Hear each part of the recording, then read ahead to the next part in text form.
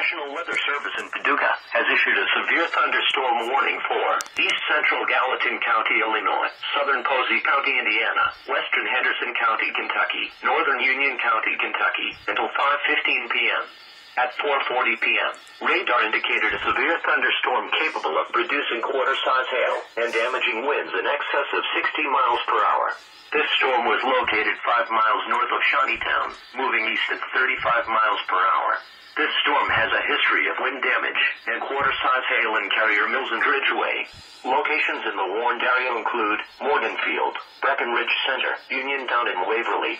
Repeating, a severe thunderstorm warning has been issued until 5:15 p.m. for the following county, Posey County, Indiana, and the following counties in Kentucky, Henderson and Union, and Gallatin County, Illinois.